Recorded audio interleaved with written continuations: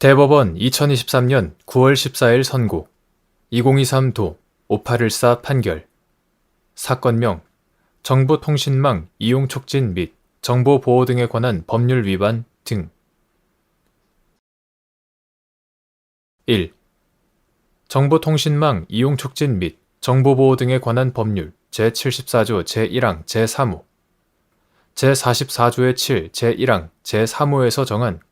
공포심이나 불안감을 유발하는 문헌을 반복적으로 상대방에게 도달하게 하는 행위에 해당하는지 판단하는 방법. 정보통신망을 이용한 일련의 불안감 조성 행위가 정보통신망 이용 촉진 및 정보보호 등에 관한 법률 제74조 제1항 제3호 위반죄에 해당하기 위한 요건. 정보통신망 이용 촉진 및 정보보호 등에 관한 법률 제74조 제1항 제3호 제44조의 7 제1항 제3호는 정보통신망을 통하여 공포심이나 불안감을 유발하는 부호, 문헌, 음향, 화상 또는 영상을 반복적으로 상대방에게 도달하게 하는 행위를 처벌한다. 여기서 공포심이나 불안감을 유발하는 문헌을 반복적으로 상대방에게 도달하게 하는 행위에 해당하는지는 상대방에게 보낸 문헌의 내용과 그 표현 방법 및 함축된 의미, 피고인과 상대방 사이의 관계, 문헌을 보낸 경위, 횟수 및 그 전후의 사정, 상대방이 처한 상황 등을 종합적으로 고려해서 판단하여야 한다. 나아가 이 범죄는 구성요건상 위 조항에서 정한 정보통신망을 이용하여 상대방의 불안감 등을 조성하는 일정 행위의 반복을 필수적인 요건으로 삼고 있을 뿐만 아니라 그 입법 취지에 비추어 보더라도 정보통신망을 이용한 일련의 불안감 조성 행위가 이에 해당한다고 하기 위해서는 각 행위 상호 간의 일시, 장소의 근접, 방법의 유사성, 기회의 동일, 범위의 계속 등 밀접한 관계가 있어 전체적으로 상대방의 불안감 등을 조성하기 위한 일련의 반복적인 행위로 평가할 수 있는 경우여야만 하고 그와 같이 평가될 수 없는 일회성 내지 비연속적인 단발성 행위가 여러 번 이루어진 것에 불과한 경우에는 각 행위의 구체적 내용 및 정도에 따라 협박죄나 경범죄 처벌법상 불안감 조성 행위 등 별개의 범죄로 처벌할 수 있음은 변론으로 하더라도 위 법 위반죄로 처벌할 수 없다. 2. 회사의 대표이사인 피고인이 피해자에게 해고를 통보하자 피해자가 반발한 상황에서 피고인이 휴대전화를 사용하여 피해자에게 메시지를 7회 전송하고 전화를 2회 걸어 정보통신망을 통하여 공포심이나 불안감을 유발하는 문헌, 음향을 반복적으로 피해자에게 도달하도록 하였다는 내용으로 기소된 사안에서 피고인의 행위는 전체적으로 일회성 내지 비연속적인 단발성 행위가 수차 이루어진 것으로 볼 여지가 있을 뿐 정보통신망을 이용하여 상대방의 불안감 등을 조성하는 일련의 행위를 반복한 경우에 해당한다고 단정할 수 없다고 한 사례.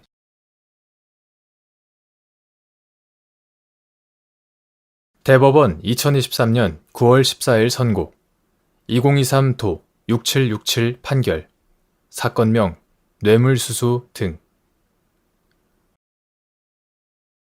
부정청탁 및 금품 등 수수의 금지에 관한 법률 제8조 제1항에서 금지하는 금품 등 수수행위의 구성요건 해당 여부를 판단할 때 고려할 사항 및 공직자 등이 영득의사 없이 직무상 소요되는 비용을 지출할 목적으로 금품을 취득한 경우 위 구성요건에 해당하는지 여부 소극 부정청탁 및 금품 등 수수의 금지에 관한 법률 이하 청탁금지법이라 한다. 청탁금지법 제8조는 공직자 등의 금품 등의 수수 행위가 직무 관련성 또는 대가성 없이 호의적 관계를 형성하기 위한 경우에도 형사처벌의 대상이 되도록 하여 공정한 직무 수행을 보장하고 공공기관에 대한 국민의 신뢰를 확보하기 위한 것이므로 당사자 사이의 금품 수수를 통해 장래를 향하여 공직자 등과 친밀도나 호감도를 미리 형성, 유지, 증대시키려는 의사가 있었는지도 판단 요소로 고려할 수 있지만 직무 관련성, 또는 대가성 여부에 관한 제한 없이 금품 등의 수수행위 전반을 포괄적으로 금지함으로 인하여 공직자 등의 직무와 무관한 사적 영역의 일상적 사회생활을 과도하게 제한하거나 공직자 등의 정당한 권리 행사를 부당하게 제한하는 등 처벌 범위가 광범위하게 확대될 위험도 있다. 그러므로 청탁금지법의 입법 목적과 공직자 등의 정당한 권리 행사를 조화롭게 보장하기 위해서는 청탁금지법 제8조 제1항이 정한 구성요건의 범위 내지 한계를 면밀히 살펴 청탁금지법의 입법 목적에 반하지 않는 행위, 즉 직무수행의 공정성에 의심을 불러일으키거나 공직자 등에 대한 국민의 신뢰를 저해하는 것과 무관한 경우에는 구성요건 해당 여부를 신중하게 판단할 필요가 있다. 따라서 청탁금지법 제8조 제1항이 금지하는 금품 등 수수행위는 적법한 또는 정당한 권한 없이 금품 등을 수수하는 경우에 해당하여야 함은 물론 청탁금지법 제8조 제3항 제1호 내지 제8호의 경우 혹은 이에 준하는 경우로서 영득 의사 없이 해당 직무의 정당하고 원활한 수행과 관련하여 금품 등을 수수하는 경우에 해당하지 않아야 한다고 볼 수 있고 청탁금지법 제8조 제1항에서 대가관계의 명목으로 열거한 기부, 후원, 증여가 모두 무상으로 금품을 취득, 요구, 약속 포함, 취득하는 행위라는 점에 비추어 보면 공직자 등이 영득의사 없이 직무상 소요되는 비용을 지출할 목적으로 금품을 취득한 경우에는 위 구성요건에 해당되지 않는다고 보는 것이 타당하다.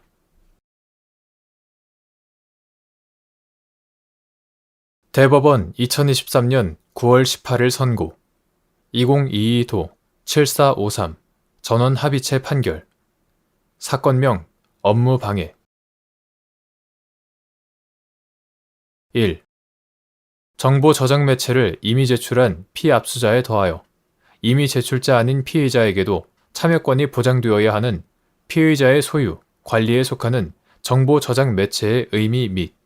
이에 해당하는지 판단하는 기준.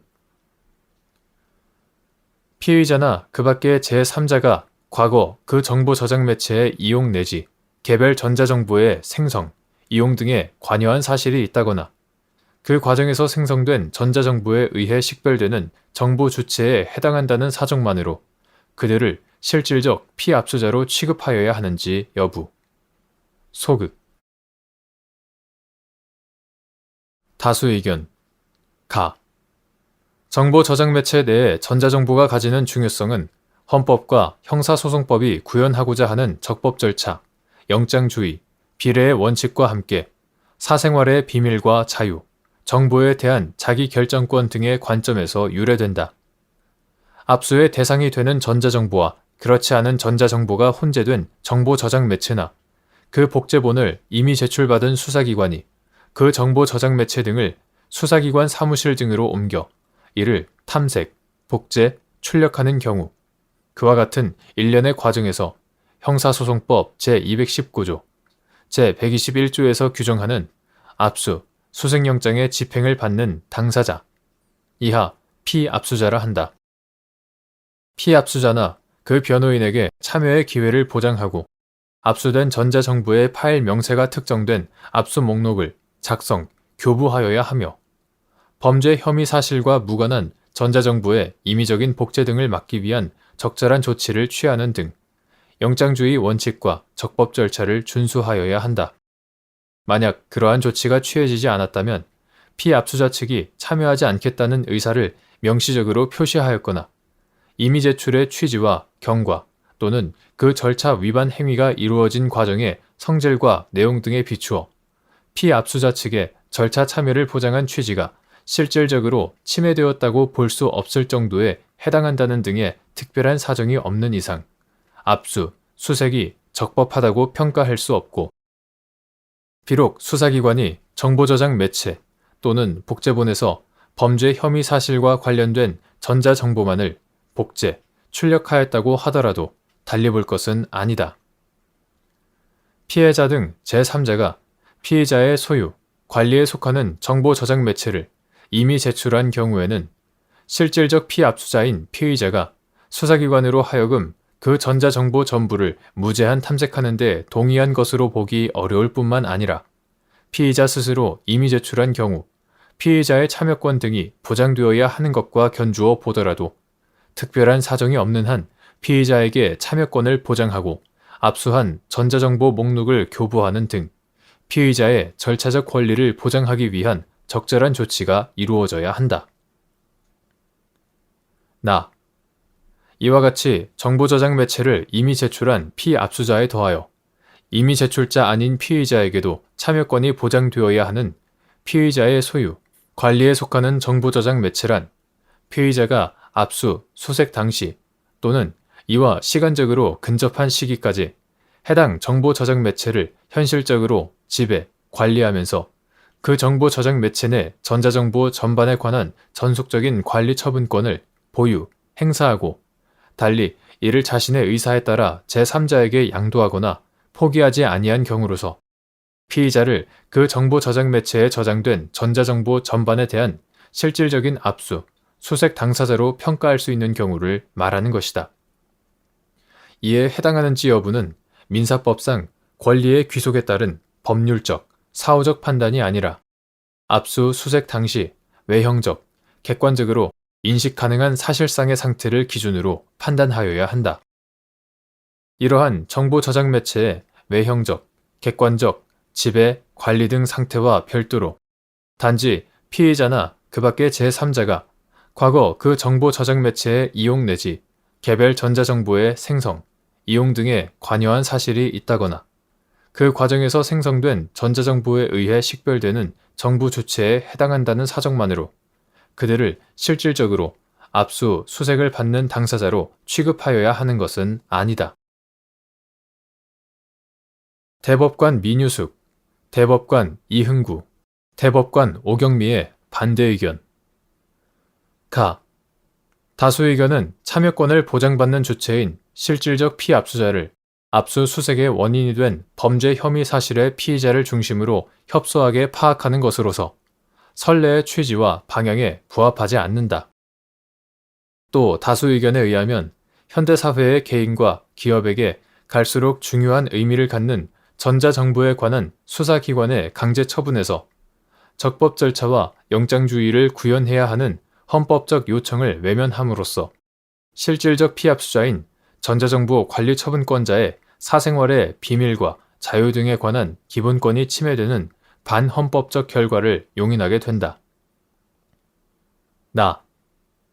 대법원 2021년 11월 18일 선고 2016도 348 전원 합의체 판결 및 대법원 2022년 1월 27일 선고 2021도 11170 판결 등에서 대법원은 전자정보의 압수, 수색에서 참여권이 보장되는 주체인 실질적 피압수자는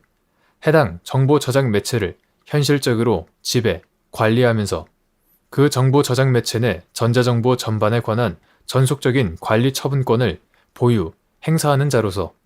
그에 대한 실질적인 압수, 수색의 당사자로 평가할 수 있는 사람이라고 하였다. 이러한 선례의 법리와 취지에 따르면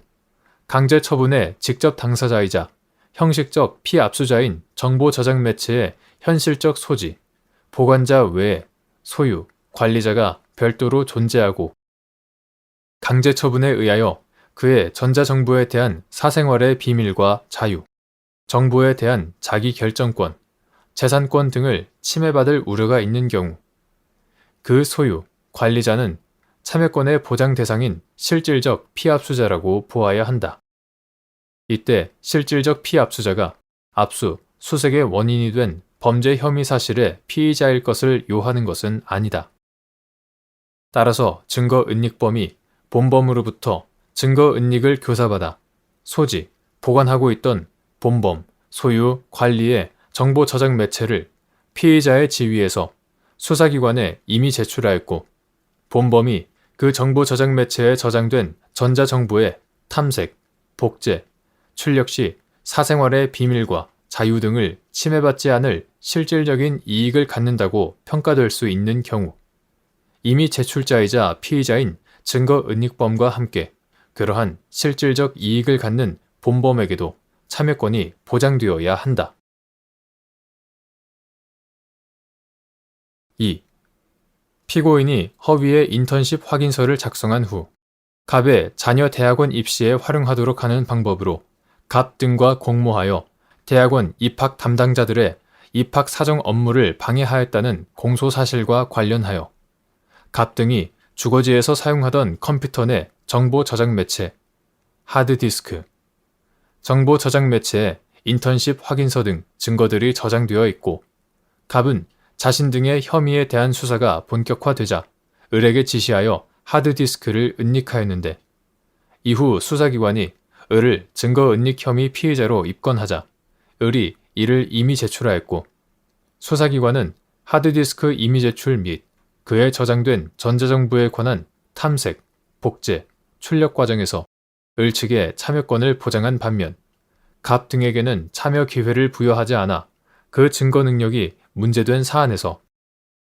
증거 은닉 범행의 피의자로서 하드디스크를 임의 제출한 을에 더하여